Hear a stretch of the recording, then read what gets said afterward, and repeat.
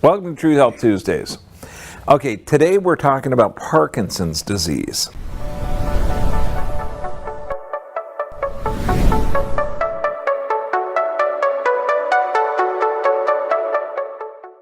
We're going to go over the psychotic medical definition, what it actually is, and how to correct it and prevent it.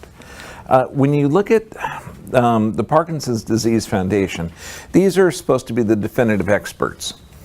Their definition, Parkinson's disease is a chronic and progressive movement disorder, meaning that symptoms continue and worsen over time. It involves malfunction and death of vital nerve cells in the brain called neurons. Some of these dying neurons produce dopamine, a chemical that sends messages to parts of the brain that control movement and coordination. As Parkinson's disease progresses, the amount of dopamine produced in the brain decreases, leaving a person unable to control movements normally. It's interesting, dying and death of neurons. Now, so shouldn't, after they make a statement like this, list an incredible amount of neurotoxins that we're exposed to? I would think so. Okay, so now, primary motor symptoms of Parkinson's, tremor of the hand, but also tremor of the jaw, the teeth, the legs, face, slow movement, rigidity, stiffness, postural instability. And in fact, you'll pretty much see, you're never going to see someone with Parkinson's standing like this. Their head is going to be massively forward. They're going to be stooped shoulders, mass face, and they're going to be movement, because movement actually triggers dopamine. So you can actually see Parkinson's damage, half a block away. Million Americans, over 10 million worldwide. But when you look at the frequency of this, more people with multiple sclerosis, muscular dystrophy, Lou Gehrig's disease, all combined. Okay, so this is incredibly popular. And keep thinking back. Okay, so this has to do with the nerve death, neurotoxins. Now, of course, according to the Parkinson's Disease Foundation, the cause is unknown. Unknown for nerves dying. Although there's presently no cure, there are treatment options such as medication and surgery to manage its symptoms. I don't see dietary changes. I don't see researching the neurotoxins. I don't see anything else. Do you see the missing parts of this? So let's go into it. What are the standard treatments, prescription medications, over-the-counter drugs, surgical treatments, and the Parkinson's pipeline? This is a pipeline where they don't really need to do a lot of testing on the drugs. They can get the drugs right to the people that are going to be experimented on. I'm sorry, is my sarcasm showing? So the drugs, levodopa, dopamine agonist, anticholinergics, MAO-B inhibitors, and COMT inhibitors. Now, when we look at this, let's look at the side effects. And this one is Cinnamon, which is one of this. In short term, it showed very, very effective in controlling some of the shaking. Long term, it causes worsening of the tremors, restless muscle movement, high fever, stiff muscles, uneven heartbeats, seizures, convulsions, difficulty in urination, fluttering in your chest, confusion, hallucinations, anxiety, agitation, suicidal thoughts, heaviness, chest pain. So how do you know it's from Parkinson's or the side effect of the drugs? Let's look at the dopamine agonist. Okay, nausea, vomiting, feel like you might pass out. Dizziness, depression, and hallucinations again. Chest pain, heavy feelings, severe headaches, worsening of Parkinson's symptoms. Twitching and uncontrollable movements. Let's look at the other drugs, okay, the anticholinergic drugs. Heart fluttering in the chest, feeling weak, too weak to move, severe constipation. Again, twitching and uncontrollable movements of the eyes, face. How do you know if you're treating a drug and the symptoms of Parkinson's are getting better or worse? It just doesn't make any sense. MAO-B inhibitors, headache, confusion, problems with speech or balance, twitching, muscle movements. Surgical treatment. Yeah, this is a good one. Okay, what they're going to do is put electrodes inside of the brain, put like a pacemaker thing underneath the chest, and they're going to use an MRI to actually target the area of the brain to pass some electrode in there. It's an impulse generator. Now, it provides an electrical impulse to part of the brain involved in motor function. They have a controller to turn the device on or off. Neat. Electrically controlled humans. See, dear, I'm not the only one that thought of it.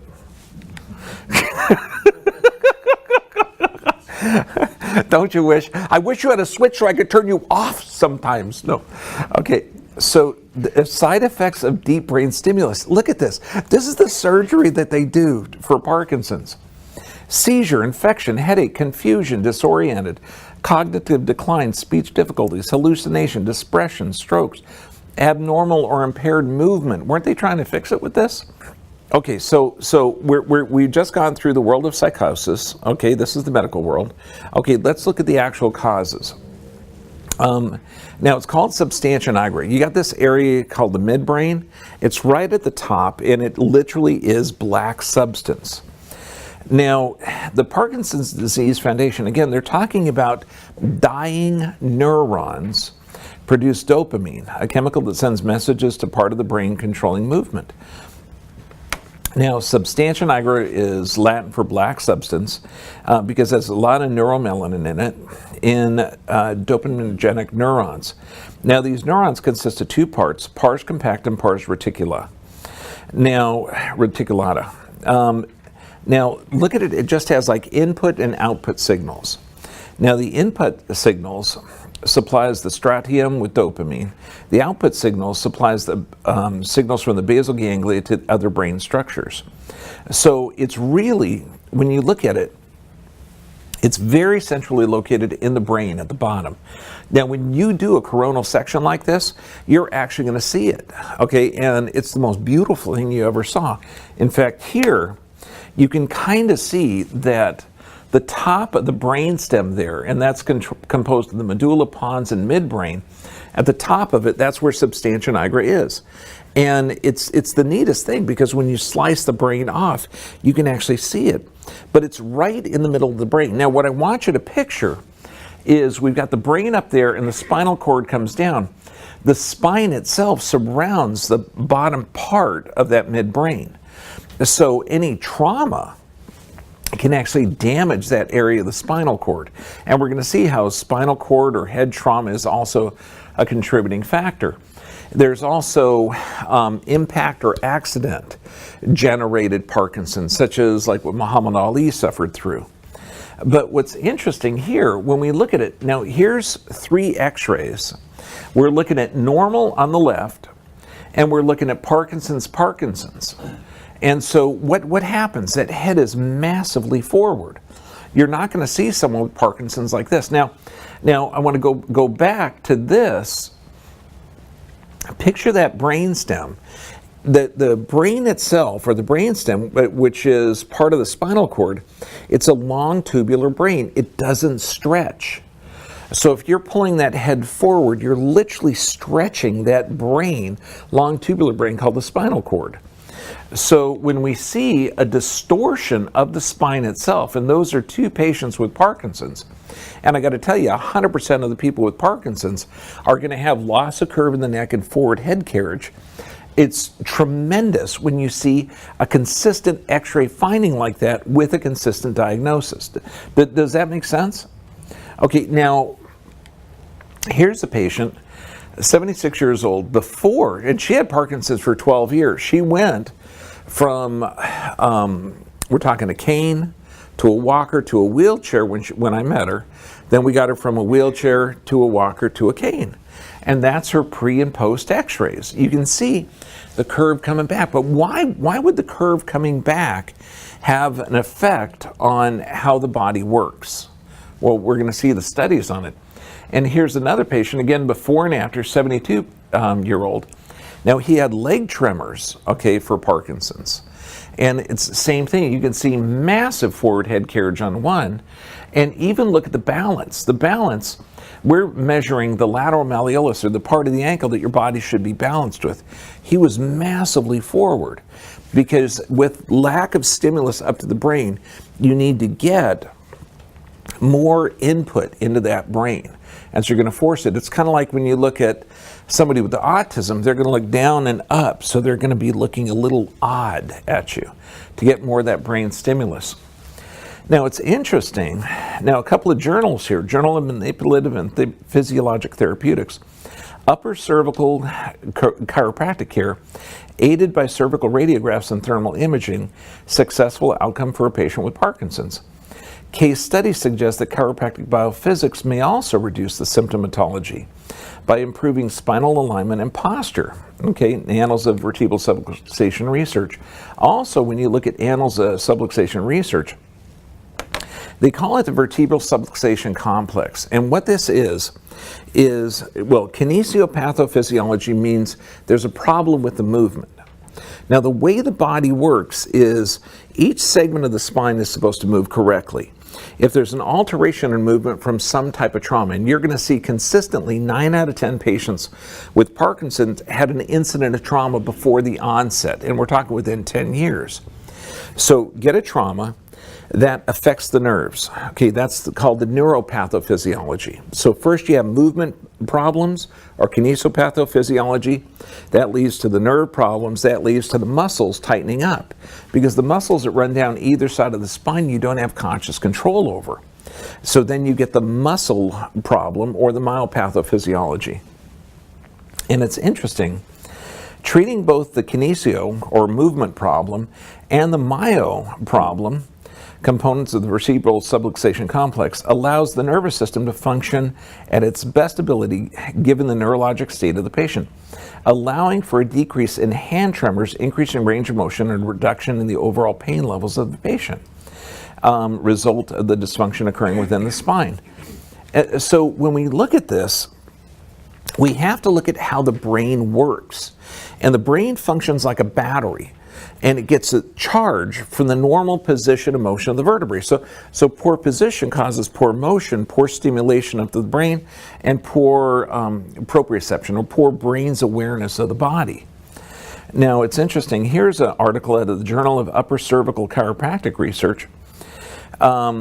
Nervous system facilitation is an increase in afferent signals to the brain and spinal cord and can occur following spinal injury. This signal amplification is sent from the articulating mechanoreceptors within the spine. I know what you're saying now. Why doesn't that son of a bitch speak English?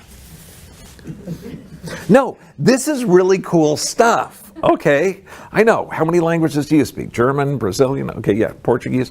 Okay, so let me translate this into English, okay? Nervous system facilitation, an increase in afferent signals to the brain and spinal cord. Has anyone in here ever had their arm fall asleep? Yeah. So what's it feel like when it comes back? It's all like pins and needly, right? That's because when you compromise the nerve, it increases its sensitivity. That's what they're saying here, okay?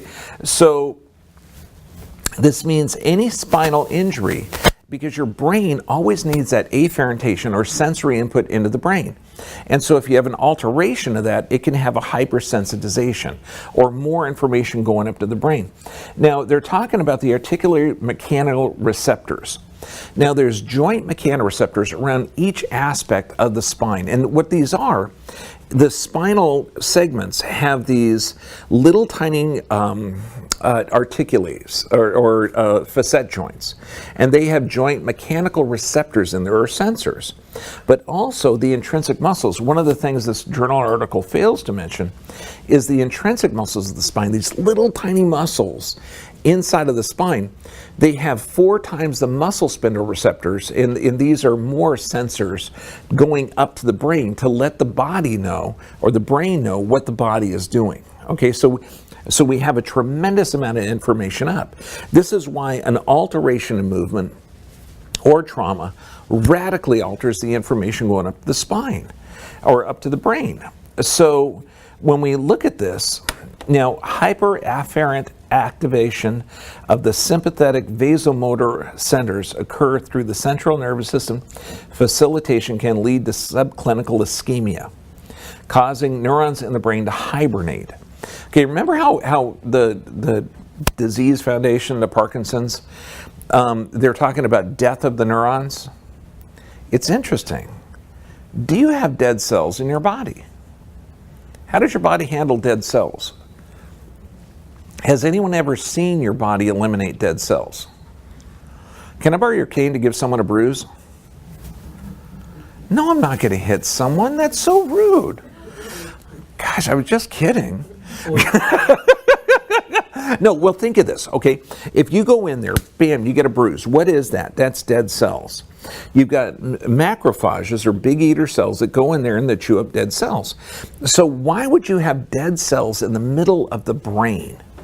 Okay, it just doesn't make sense, does it? And how long are these dead cells there? What happens to them? What happens if the cells just get necrotic, they die, they fester? Doesn't it make more sense, according to the Journal of Upper Cervical Chiropractic Research, that they go into hibernation, or they're like a subclinical ischemia, where they're not getting enough nutrients to initiate what's called an action potential, so they can do their job. Now, this is the way nerves are. Nerves actually are either on or off. There's not like a sensory input. It's like right now, if I went like this, could you feel that? No. If I went, say yes. You're further than a birthday cake, okay? Give me a birthday. Okay, you felt it. Thank you, dear God. That girl loves me.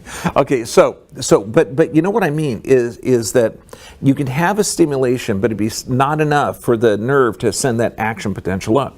And what they're talking about is that the sympathetic vasomotor, so you've got this autonomic nervous system composed of two parts. One part is parasympathetic, called the rest, digest, and repair. The other is sympathetic. Now, the sympathetic nerve supply, when you're under fight or flight, when you're in trouble, the vasomotor, or blood vessels, the controlling aspect of the blood vessels that can either dilate or constrict the blood vessels, it sends blood to the arms and legs so you can run away from danger under sympathetic or fight or flight activity. Okay, does that make sense? Where does the blood come from? If it's going to the arms and legs to get you away from danger, where's it coming from? The organ systems.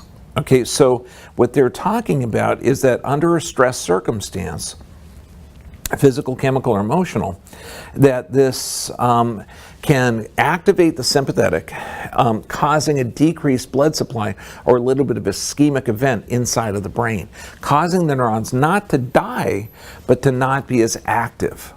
Which makes sense, because when we're talking about 90 days, we're taking people that can't really walk, can't function or shaken, to where they can start to tie their shoes and they can stand up. We're not generating brand new neurons, not in that short time frame. Okay, so what else is happening? We're going to get into this when we talk about multiple sclerosis next week. But so how are people recovering? Could it be that we're changing the sensory input into the brain, and that we're also allowing the blood supply to return to the brain? That would make sense. So now, removal of this nervous system facilitation should restore blood flow to the hibernating neurons in the substantia nigra, allowing them to resume their role in dopamine production, thus reducing Parkinson's symptoms, signs. That makes sense. So now, if we can adjust the vertebrae, take care of the movement pathology, take care of the nervous system or the neuropathology, take care of the muscle pathology, and have a positive outcome like the research shows, what other things could we do to help with movement and oxygen to the brain? Exercise, good idea. Oh, let's look at the Journal of Clinical Neurology. Aerobic physical exercise activates the release of neurotrophic factors, that's nerve stuff that grows, promotes angiogenesis, which means blood vessels start to grow, facilitating neurogenesis, which means nerves start to grow, and synaptogenesis, this means the connection that the nerves have start to grow, in which improve memory and cognitive functions. Exercise limits the alterations in dopaminergic neurons in the substantia nigra, contributing to optimal function of the basal ganglia, improved motor commands and control of the adaptive mechanisms involving dopamine and glutamate neurotransmission. Oh my God. So exercise or correct movement changes the proprioception or afferentation sensory input to the brain, changes oxygen, and this changes brain function. Call the newspapers. The Parkinson's Disease Foundation doesn't know this. Chiropractic adjustments and movement actually helps brain function. Okay, now exercise and brain plasticity. Exercise increases structures in the brain such as the hippocampus, improves memory. Why? Because aerobic exercise actually can reverse problems with the hippocampus. Increases oxygen flow to the brain, releases accumulated toxins, increased blood flow, increases nutrients for brain cells. The journal Cell. Let's look at the microflora, or the gut biome. The intestinal microbiota influence neurodevelopment, modulate behavior, and contribute to neurologic disorders. Good God, does the Parkinson's Foundation, are they aware of this? Please have somebody over there send them these journals. This is going to radically alter their therapy. Instead of giving toxic drugs that cause the symptoms, we can actually reverse this. Wow! Oh, you're going to call them? Good job. Okay. These findings reveal that the gut bacteria regulate movement disorders. Oh my God! And suggest that alterations in the human microbiome represent a risk factor for Parkinson's disease. Does this mean that the neurotoxins that we have in the food, such as the glyphosates, the food preservatives, the genetically modified foods, the hormones that are related in the dairy products, all of those that can alter hormone and microgut flora in the gut, that those could be contributing to the neurologic diseases that we have? Wow, amazing. So look at this, Pharmacology and Therapeutics Journal. The gut microbiome comprises the collective genome of trillions of microorganisms residing in our gastrointestinal ecosystem. I love that term. I mean, because like if you look at say, a rainforest, that's an ecosystem, right? Been around for several thousand years. What can we do to make the rainforest ecosystem work better? What do you mean nothing? You can't put like fertilizer in there? No, that wouldn't work. It already has it. What if we bring more animals? No, that wouldn't work. They're already in harmony. You understand, an ecosystem has its own harmony, just like our ecosystem of our gut.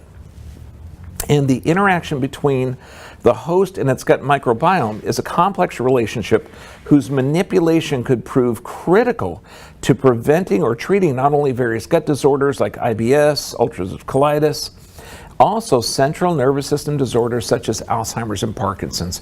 My God, these are both at near epidemic proportion now. And they're talking about the gut microbiome, the gut flora, the gut bacteria. So does this mean that every time there's an antibiotic-laden bread or glyphosates in the food, that this can be negatively affecting the nervous system and the brain function? Wow. Yeah, we've got one of our patients who really wasn't listening. Sweet gal, she just got a hip replacement that she didn't need a hip replacement for. Okay. I mean, it was just beautiful, but the hip hurt and she just listened to the surgeon, wanted to get it done.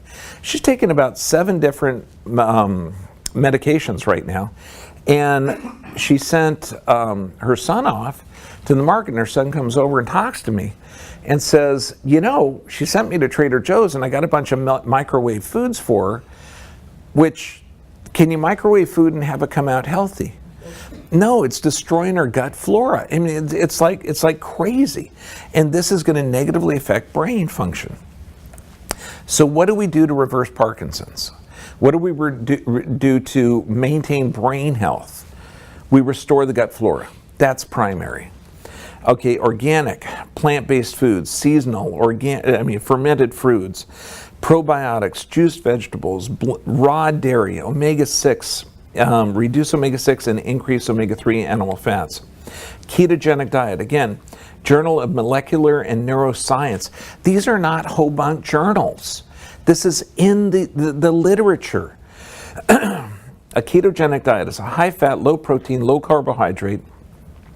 It is reported that ketogenic diet can provide the neuroprotection. Remember, we're talking about death of the neurons?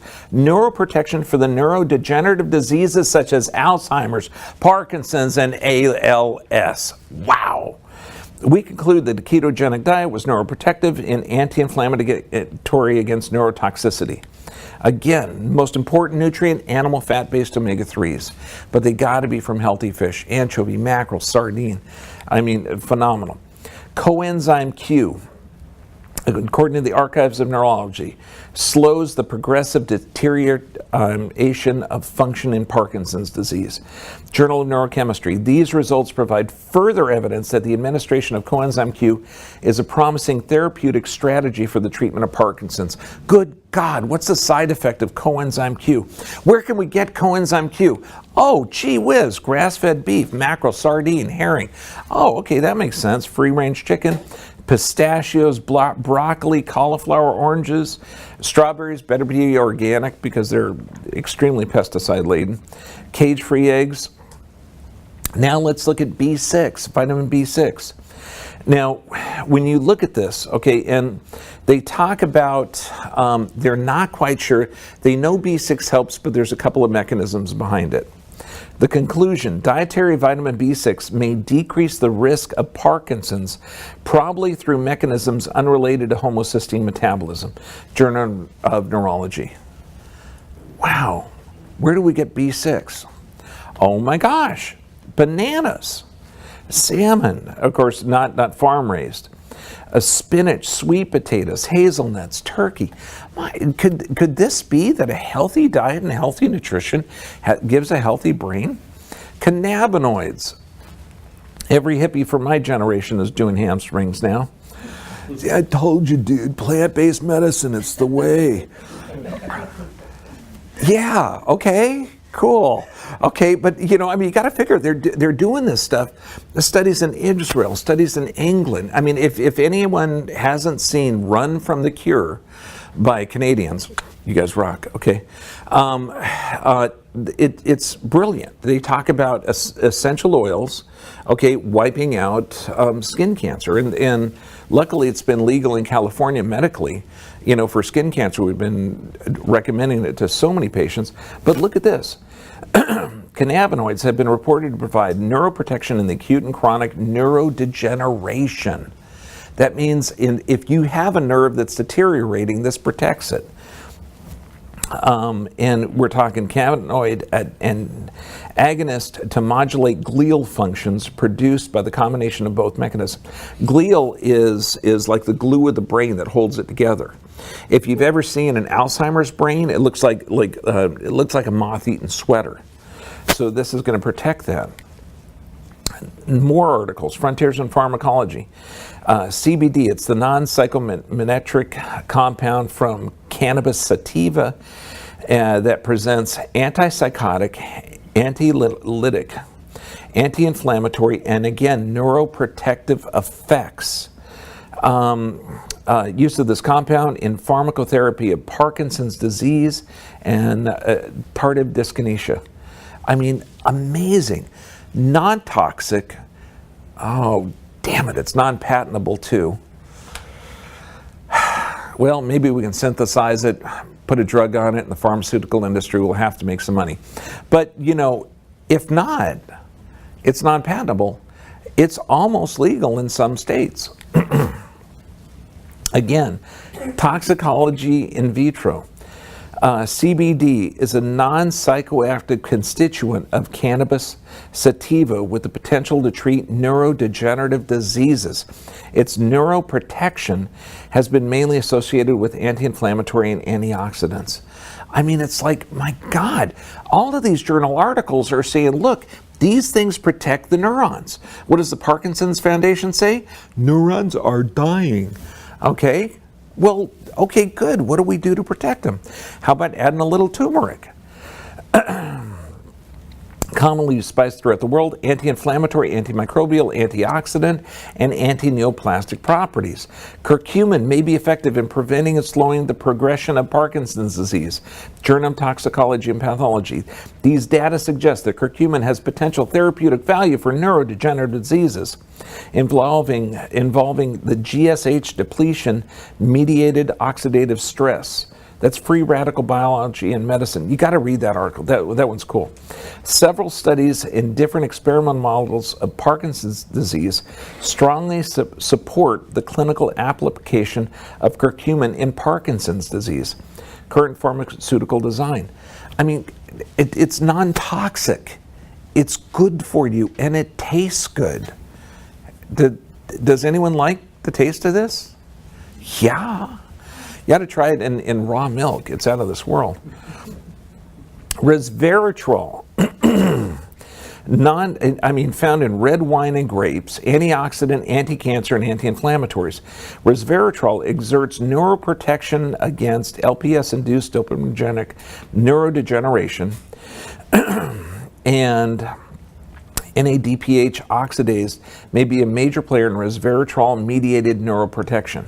Again, you're looking at this neuroprotection, and honestly, I mean, red wine is not just for breakfast. It's an all-day meal. Always. Aren't there any Italians? Come on, I heard okay. Indeed, there's now a consistent body of in vitro and in vivo data. Neuroprotective effects of red wine. Now, not to really rain on anyone's parade, but grape juice has the same kind of thing in there. So let's say you're, a type of culture that can't drink wine. Okay, this one here is cool. Grape juice works too. But again, look at this. Underlying key mechanisms feature in both Alzheimer's disease and Parkinson's. My God, it can't be that simple. Do you mean that all you have to do is get the nervous system checked? Okay, and what this is make sure that you have appropriate sensory input in, appropriate afferentation into the brain. So you got to get your nervous system checked. What does that involve? Heart rate variability, rolling thermoscan, surface electromyography, digital x-rays, stress x-rays. Thorough. And check the entire structure, not just the area of concern, which is absolutely foolish. You've got to get regular exercise. Why? Oxygen is good for the brain. Newsflash. Proper nutrition. This means if man makes it, you don't freaking eat it. But the neuroprotective effects against spices, curcumin. We're not even talking about vasodilators like spicy foods, peppers, vitamin C. Look at the stuff that protects. We got it on the sheet here. Broccoli, cauliflower. Saute the cauliflower a little bit. It's delicious. Bananas, spinach, sweet potatoes. This is good stuff. Deep sleep. If you're not getting deep sleep, you've got to check our new thing on Udemy, which is a teaching site. That we're going to have a series of lectures on there. We're talking about 5 hours, of filming on this in, 15 or 20 parts? 15. 15 parts. The first educational video we have on is sleep. And do you know how many people have problems with sleep? 100% of the people with chronic degenerative and neurologic diseases. And then I'll go through and I'll explain the 5 different steps for it. And you know what people say? Well, yeah, I'm going to start that later. Really? Why? Do it tonight. Okay? Sleep restrictive therapy, you got to do it. And prayer and meditation. How do you reprogram your brain? Remember, emotions are chemicals secreted by how the brain is wired. And you can reprogram your subconscious by doing repetitive action. Prayer and meditation. If you do focused meditation and focused prayer, by God, you can rewire the brain. Plus, it's cool to connect with the higher source. Okay, now for trolls. Reference. Yeah. Any questions? Yes, ma'am. I'm just wondering why the neck curve would present itself as Parkinson's in one person and something different in another person. Oh, perfect. What are their microbiomes like? What are their physical, chemical, or emotional stress load? That's actually a really good question because we get that all the time. You know, my buddy, he eats, fast food every day and smokes cigarettes, and his meth habit is half as bad as mine. What's the deal? How come he's healthy and I'm sick? Look at the three stressors: the physical, chemical, and emotional stress load. Okay, and your body can reach a threshold. It's like the Chinese torture of a death of 1,000 cuts. You can survive 20 cuts. You can survive 50. Eventually, you reach the threshold. So do you have a crappy microgut flora? Two people with 100% loss of curve and 3 inches of forward head carriage. One person has a healthy microbiome, one person doesn't. One person sleeps good, the other one doesn't. One person has high stress lifestyle perception, the other one has a low stress lifestyle perception. Understand I said perception? So you could be a fire-eating, knife-juggling air traffic controller, okay, and be mellow. You can be a post office worker that is, not a high-stress job, but, really realize that could be a high-stress environment because you're not feeling your self-worth. So it's based on your perception, not on what's actually happening to you.